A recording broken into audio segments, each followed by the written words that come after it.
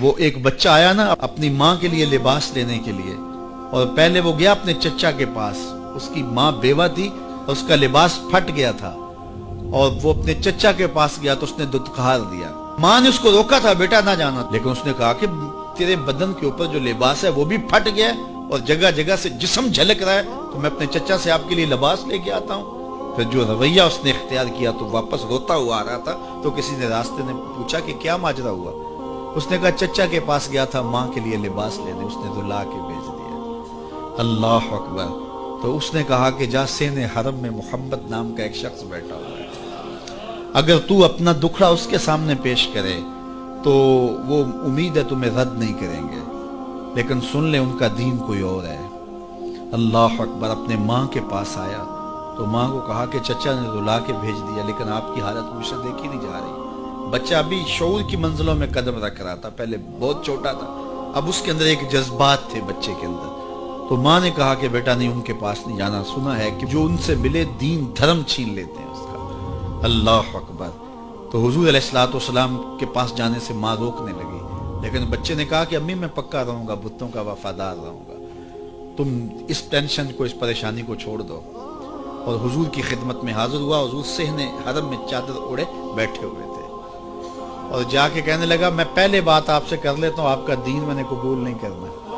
حضور مسکرا کے بولے بیٹا بتاؤ کس لیے آئے ہو؟ کہا میری ماں بے لباس ہے، میں آپ سے لباس لینے آیا ہوں۔ حضور نے چادر رحمت اتار کے اس کے کندھوں پہ ڈالی۔ اللہ اکبر۔ وہ واپس آ گیا اور ماں پر حضور کی چادر اڑائی۔ اللہ اکبر۔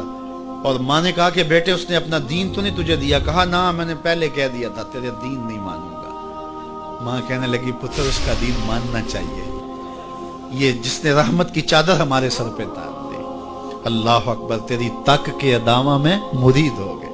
اس بوڑھی عورت کا قصہ بھی آپ نہیں بھول سکتے، جو گھر کا سامان باندھ کے اپنے دروازے پہ بیٹھی ہوئی تھی، اور اس نے سنا تھا مکے میں ایک جادوگر آیا ہے جسے ملتا ہے اس کا دین چھین لیتا ہے، کہیں ایسا نہ ہو کہ کہیں اس سے ملاقات ہو جائے اور وہ دین ہی میرا چھین لے، مجھے شہر چھوڑ دینا چاہیے۔ گھر کے تھڑے کے اوپر سامان باندھ کے بیٹھی ہے۔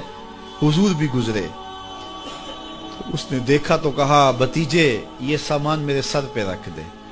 حضور نے سامان اٹھایا، دیکھا تو بوجھل تھا، وزنی تھا، اور بڑھیا کو دیکھا تو کمزور تھی، تو کہا کہ بڑھیا اگر چاہو تو جہاں چاہتی ہو میں خود نہ چھوڑا۔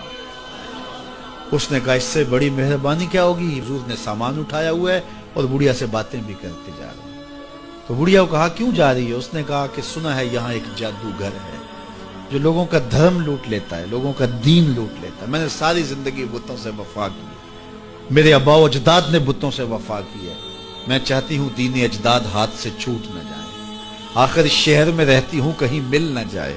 خیر حضور نے کچھ نہیں کہا، اس کا سامان نہیں پھینک دیا کہ ٹھیک ہے تم پھر جاؤ۔ سامان اس کا اٹھایا اور جہاں تک اس نے جانا تھا سامان پہنچایا، سامان سپرد کر کے واپس پلٹنے لگے۔ تو اس نے کہا بچے اپنا نام تو بتا دے، لوگ کہیں گے کہ مکہ چھوڑ آئی ہو تو بتاؤں گی ایک جادوگر کے دکھ سے چھوڑ آئی ہوں، تو وہ کتنا برا بھلا کہیں گے شہر مکہ کو کہ جس مکہ سے لوگ نقل مکانی کرنے پہ مجبور ہو گئے، تو میں انہیں یہ بھی بتاؤں گی کہ جس مکے میں جادوگر رہتا ہے اتنا اچھا نوجوان بھی رہتا ہے، تو تیرا نام لیا کروں گی، تیرے قصیدے پڑھا کروں گی۔ تو حضور علیہ السلام مسکرا پڑے، کہا بڑھیا جس جادوگر سے بھاگ کے آئی ہے وہ تیرے سامنے کھڑا ہے۔ اس نے کہا سچ سے آپ ہی محمد ہیں؟ حضور نے فرمایا نام میرا یہی ہے۔ تو اس نے کہا پھر آپ کا جادو میرے پہ چل گیا ہے۔ اللہ اکبر۔ تیری تک کے ادامہ میں مرید ہو گئی، لوگوں کی خدمت کریں، بوڑھوں کے کام آئیں، دکھیوں کے کام آئیں، مصیبت زدہ کے کام آئیں۔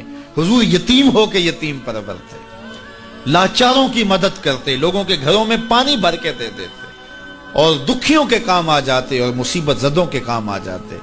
تو حضور سے پیار کرنے والوں، امت میں آپس میں حسد نہ پھیلاؤ، بغض نہ کرو، نفرتوں کے پہاڑ کھڑے نہ کرو، ایک دوسرے سے پیار کرو، جڑو، امت وحدہ بنے، اور اپنے ماحول کو، اپنی معاشرت کو ایک خوبصورت معاشرت کا رنگ دو، اور اپنی زندگی کو حضور کے نام کر دو۔